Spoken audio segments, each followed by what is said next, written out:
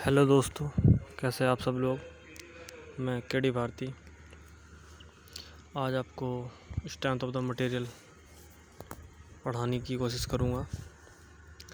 और ये जो मैं पीडीएफ मैं आपके सामने खोले हुए हूँ, ये संदीप जैनी सर की है। ये मेरी पीडीएफ नहीं है, मैं पहले ही आपको बता देता हूँ। मैं उन्हीं की पीडीएफ से आपको पढ़ाऊँगा और आपके कुछ कॉन्सेप्ट क्लियर कराऊँगा। अगर आपको कोई क्वेश्चंस डाउट होता है तो आप कमेंट बॉक्स में मेरे से पूछ सकते हैं। ठीक है, चलिए स्टार्ट करते हैं। तो सबसे पहले अगर हम बात करें तो हम देखते हैं मैकेनिक्स क्या साइंस की वो ब्रांच होती है जिसमें हम बॉडी पर फोर्स और उसके इफ़ेक्ट को हम डील करते हैं। ठीक है ना। अगर मैं बात करूँ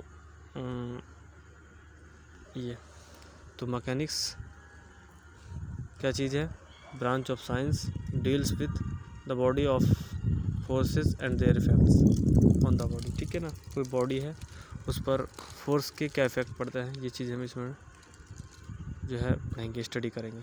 फिर इंजीनियरिंग मैकेनिक्स और स्ट्रेंथ ऑफ द मटेरियल्स और फ्लूइड मैकेनिक्स, इन तीनों में क्या डिफरेंस होता है, एक बेसिक पॉइंट ऑफ व्यू बन जाना चाहिए आप सभी का।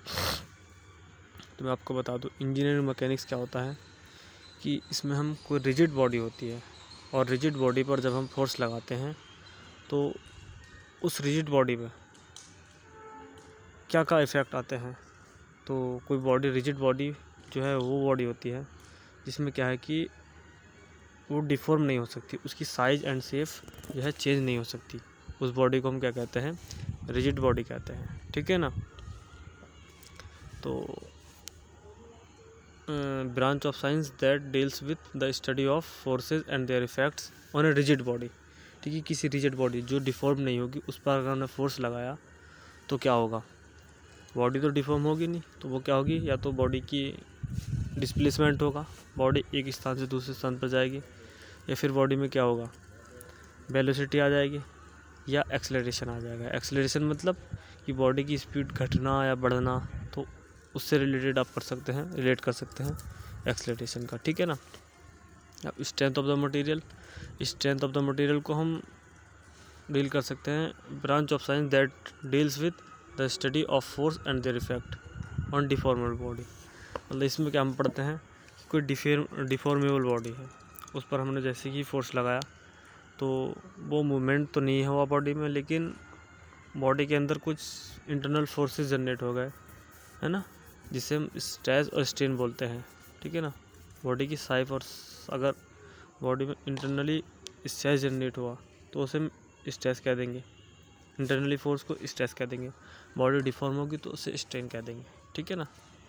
Fluid mechanics, branch of science that deals with the forces और their effects on a fluid. Fluid पर हम जो फोर्स और उसके इफ़ेक्ट को हम डील करते हैं उसे फ्लूइड मैकेनिक्स कहते हैं। जैसे कि फ्लो, जो वाटर फ्लो होता है, विस्कोसिटी जो फ्लो का अपोज करती है, जिसे हम नॉर्मल भाषा में फ्रिक्शन कहते हैं, फ्लूइड में उसे विस्कोसिटी कहते हैं। ठीक है ना। काइनेमेटिक और डायनेमिक विस्कोसिटी वो बहुत ही इंपॉर्टेंट टॉपिक है, वो हम पढ़ेंगे बाद में। तो कॉन्टिन्यूस डिफॉर्मेशन, एक के बाद एक डिफॉर्मेशन हो रहा है बॉडी में। ठीक है ना। तो वो भी क्या होगा, फ्लूइड मैकेनिक्स में आ जाएगा। अब कुछ बेसिक टर्म की हम बात करते हैं। तो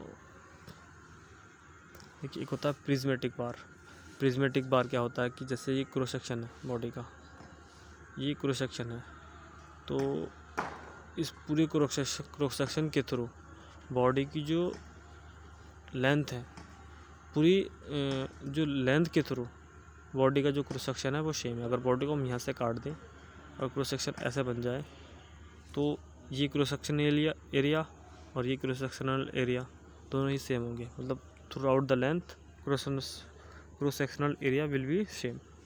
ठीक है ना। तो उस बार को प्रिज्मेटिक बार कहते हैं। ये प्रिज्मेटिक बार नहीं हो सकती,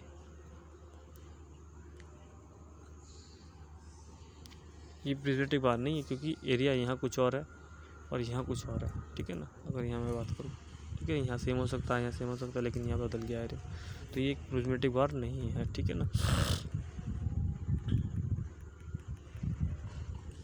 ठीक है। तो प्रिज्मेटिक बार हो गया। अब देखिए प्रिज्मेटिक बार में हम देखते हैं ये जो एक्सिस आपको दिखाई दे रही है कौन सी वाली, ये वाली, इस एक्सिस को हम कहेंगे longitudinal axis, longitudinal line, length के थ्रू है ना लॉन्गिट्यूडनल लाइन, और ये वाली जो लाइन आपको दिखाई दे रही है इसे कहेंगे लॉन्गिट्यूडनल एक्सिस, ठीक है ना, तो कन्फ्यूज़ नहीं होना। अब लॉन्गिट्यूडनल लाइन को हम सेंट्रोइडल लाइन भी कहते हैं और एक्सियल लाइन भी कहते हैं। ये जो लाइन है दिखाई दे रही है आपको, लॉन्गिट्यूडनल लाइन, एक्सियल लाइन और सेंट्रोइडल लाइन। सेंट्रोइडल लाइन या सेंटर लाइन्स, अगर ये 2D फिगर होता तो हम सेंटर लाइन बोलते हैं इसको, ठीक है ना, सेंट्रोइडल 3D में बोलते हैं। और लॉन्गिट्यूडनल एक्सिस तो मैं बता दिया आपको, और ये क्या है लॉन्गिट्यूडनल एक्सिस, ठीक है ना, ठीक है, लॉन्गिट्यूडनल लाइन, लॉन्गिट्यूडनल एक्सिस। और इसके क्रॉस सेक्शन की बात करें तो ये हो जाएगा V और ये हो जाएगा D, ठीक है ना। अब next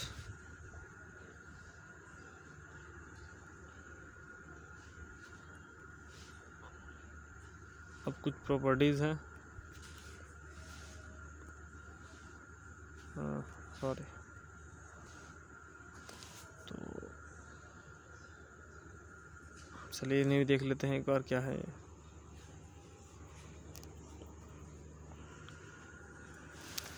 While we use any material, it is subjected to the action of external force, which creates stress.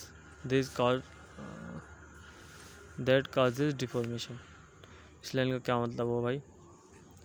इसका मतलब हुआ कि एक मटेरियल है जो subjected to the load, external load पर सब्जेक्टेड है, which creates the stress that cause deformation. Stress होगा तो उसके कारण क्या हो जाएगा, स्ट्रेन आ जाएगा बॉडी में, डिफॉर्मेशन आ जाएगा, ठीक है ना।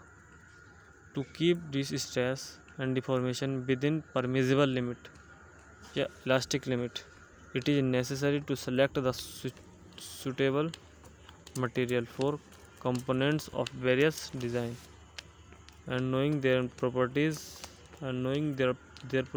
such as the strength, ductility, toughness, ठीक है ना। तो चलिए थोड़ा बाद में देखते हैं हम ये क्या चीज़ें हैं। अब हार्डनेस क्या है, मेलेबिलिटी क्या है और इलास्टिक लिमिट क्या है, ठीक है ना। ये चीज़ें मैं बता ही देता हूँ आपको, फिर बाद में छूट जाएगी वरना है, ठीक है ना। 3-4 चीज़ें हैं, अभी बता देता हूँ कि हार्डनेस क्या होता है। हार्डनेस होता है, इसके लिए हम बॉल इंटेंडेशन टेस्ट भी करते हैं, ठीक है ना, आपको दिखाई दे रहा होगा बॉल इंटेंडेशन टेस्ट भी इसके लिए हम करते हैं इसमें। तो hardness is resistance of metal to the penetrate of another harden body. Hardness क्या है ना, which is not receive a permanent set, ठीक है ना। हार्डनेस एक प्रॉपर्टी है ड्यू टू एब्रेजन, ठीक है ना। इसके लिए हम बॉल इंटेंडेशन टेस्ट करते हैं।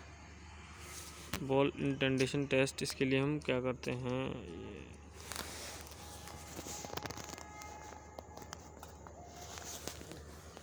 ठीक है दोस्तों। इसके बाद हम नेक्स्ट